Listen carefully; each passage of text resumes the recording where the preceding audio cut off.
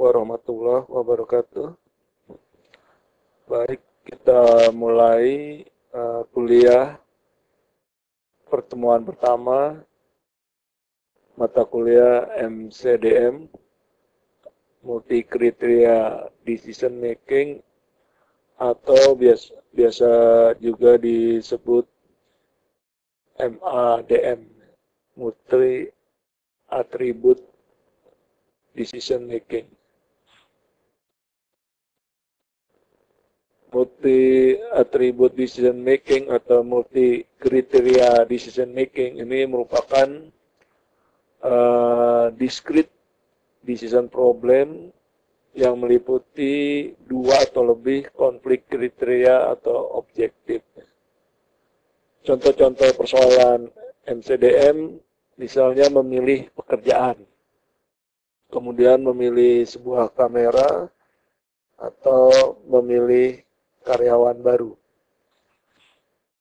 Dalam memilih pekerjaan, tentu banyak kriteria yang harus dilihat, misalnya masalah gaji, lokasi, karir, potensi, dan lain-lain. Kemudian dalam memilih sebuah kamera juga biasanya kita harus melihat kriteria-kriteria sebagai berikut. Misalnya harganya, garansinya, fasilitas zoomnya, kemudian beratnya, pencahayaannya, dan lain-lain.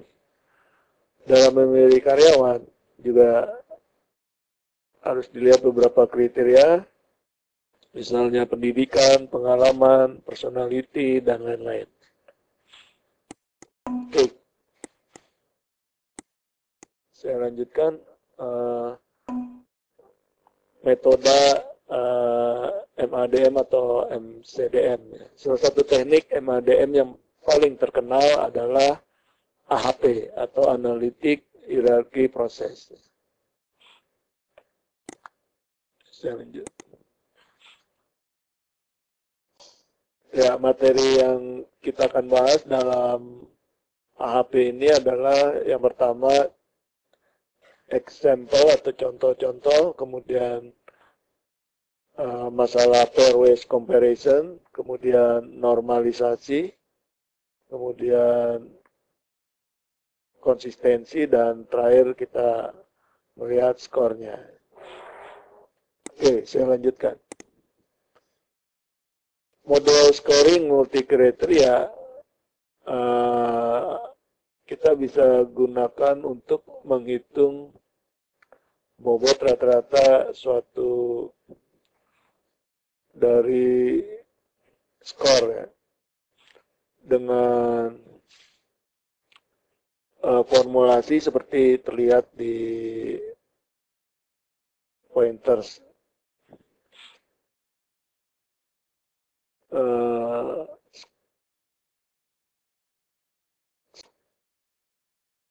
Oke, jadi value dari suatu alternatif itu adalah sigma dari bobot untuk kriteria J dikalikan skor untuk alternatif I pada kriteria J.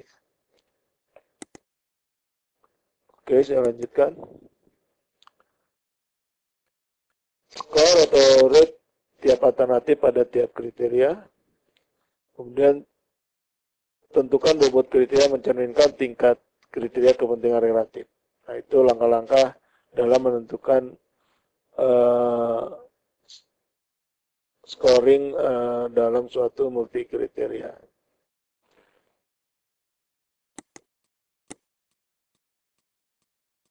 Ya, contohnya sebuah perusahaan misalnya menginginkan untuk membeli suatu new payroll and personnel record information system.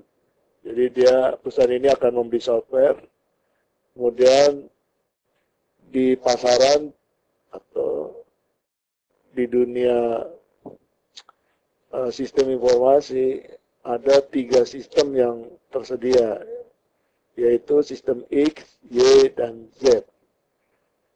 tiga kriteria yang relevan dalam pemilihan software ini adalah satu kriteria price atau harga, kemudian kriteria user support, dan yang berikutnya adalah kriteria kemudahan dalam penggunaan atau easy of use.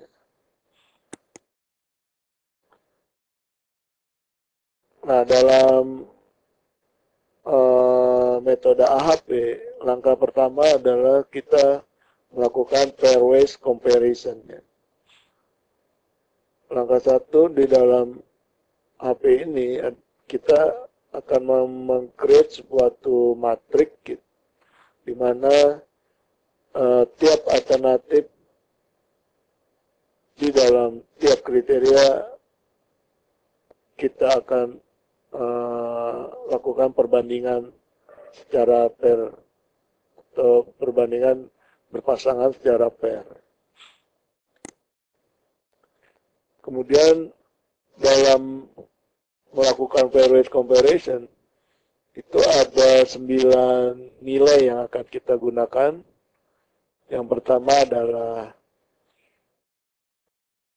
nilai range nilai ini adalah dari 1 sampai 9. Di mana nilai 1 itu preferensinya equally prefer. Kemudian yang kedua equally to moderately prefer. Kemudian yang ketiga moderately prefer. Yang keempat moderately to strongly prefer. 5 strongly prefer. 6 strongly to very strongly prefer. 7 very strongly prefer. 8 very strongly to extremely prefer. 9 adalah extremely prefer. Jadi di sini adalah penilaian kita terhadap perbandingan itu. Jadi kalau kita lebih menyukai satu alternatif dibandingkan alternatif lain, berarti value-nya 9. Tapi kalau antara dua alternatif kita bandingkan tidak ada yang lebih atau sama-sama kita menyukai, maka kita beri nilai 1. Oke, itu cara penilaian dari pairwise comparison. Nah, pairwise comparison ini itu kita akan prefer suatu alternatif terhadap alternatif yang lainnya ya, dalam suatu kriteria. Nah, juga di sini dalam pairwise comparison kita punya asumsi bahwa PJI atau pairwise comparison antara J terhadap I atau alternatif J terhadap alternatif I itu adalah sama dengan seper pairwise comparison antara I alternatif I terhadap alternatif J. Kemudian normalisasi dan scoring. Nah, tahap berikutnya, tahap kedua adalah setelah pairwise comparison kita harus melakukan normalisasi untuk menormalisasi pairwise comparison matrix yang sudah kita hitung sebelumnya. Langkah pertama kita harus menghitung atau menjumlahkan tiap kolomnya, kemudian membagi tiap kolom atau membagi tiap komponen di dalam matriks itu dengan jumlah dari kolom. Oke. Kemudian skor ya. Tiap alternatif itu diberikan dengan merata-ratakan tiap baris di dalam normalisasi comparison matrix. Langkah berikutnya atau langkah ketiga kita harus mencek konsistensi dari comparison matrix yang sudah kita lakukan. Di sini sebenarnya kita akan mencek atau memastikan bahwa pengambil keputusan itu konsisten ya dalam melakukan perbandingan atau pairwise comparison tadi yang dilakukan pada langkah 1. Nah, dalam proses konsistensi ini, kita pertama-tama menghitung yang namanya eigen value maksimal. Nah, eigen value maksimal itu formulasinya seperti terlihat dalam pointer sini, di mana PIJ itu adalah pairwise comparison dari alternatif I terhadap J. Kemudian SI itu adalah skor dari alternatif ke I. Nah, itu adalah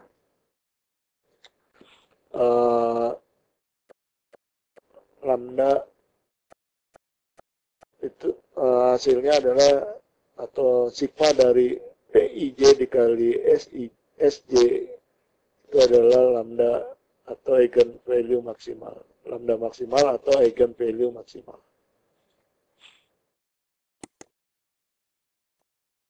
Nah, dalam konsistensi ini, jika pengambil keputusan itu perfectly konsisten tiap kriterianya, itu akan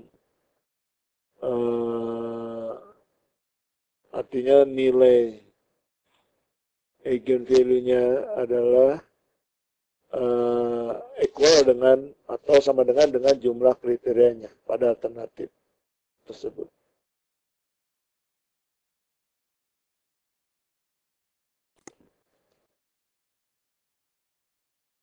Nah, umumnya ada terjadi inkonsistensi. Nah, tapi di sini walaupun terjadi inkonsistensi atau konsistensinya tidak 100%, ini masih diberi toleransi ya. Dengan cara toleransinya adalah konsistensi rasionya atau CR-nya ini tidak boleh lebih dari 10%. Ya, di sini cara menghitung konsistensi rasio adalah konsistensi indeks dibagi random indeksnya. Nah, di sini sudah ada tabelnya untuk menghitung random index.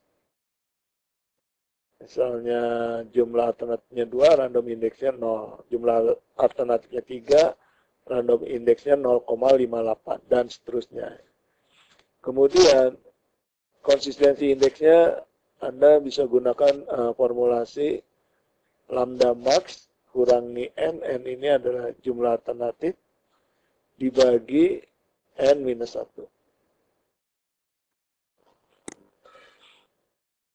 Nah, dalam menentukan skor dan bobotnya. Oke, untuk menghitung skor dan bobot yang lainnya, Anda tinggal mengulang langkah-langkah yang tadi pada slide sebelumnya sudah dijelaskan. Skor dan bobot kemudian digunakan dan diinput dalam suatu multivariate scoring model dan hasilnya akan dilihat secara overall atau keseluruhan. Oke.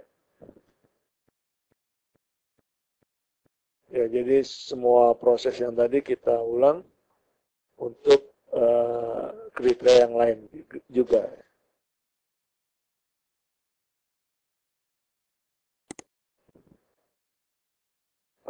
Skor dan bobot kemudian digunakan untuk Oke, kita lanjutkan.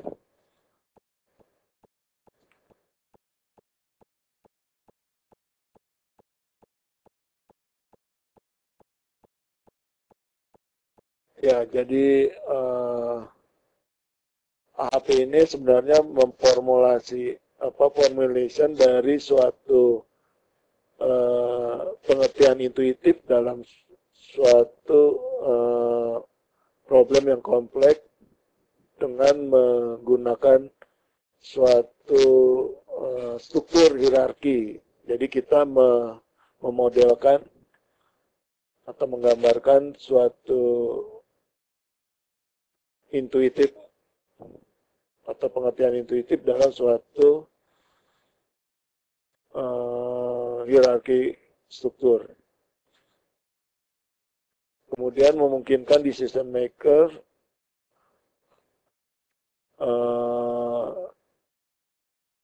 memutuskan atau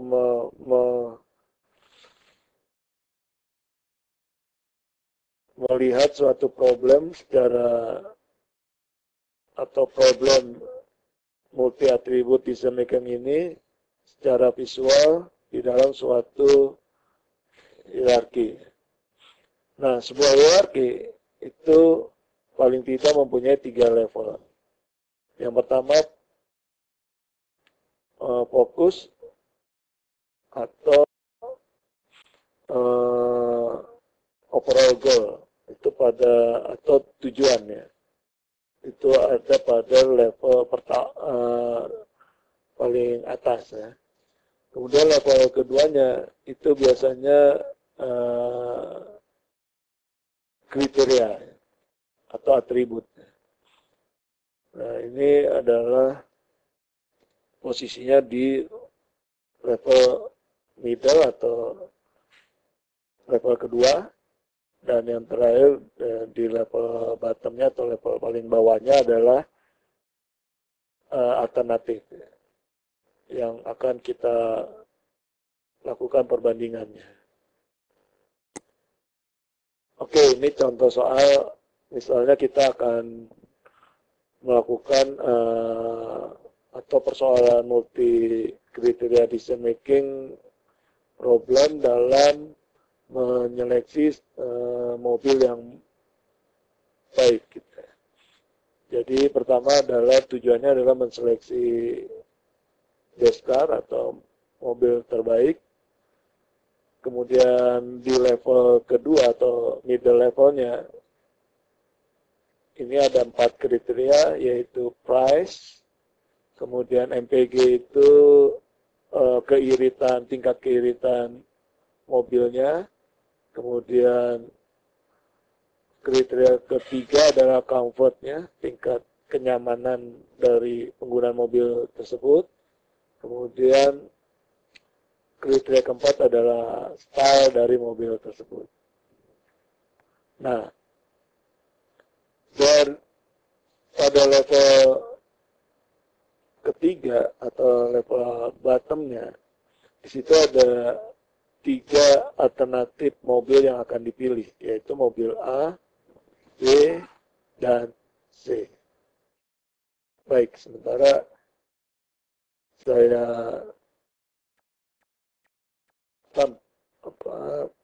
materi ini saya sampaikan sampai di sini dulu. Nanti kita lanjutkan. Kita lakukan diskusi dan tanya jawab terlebih dahulu.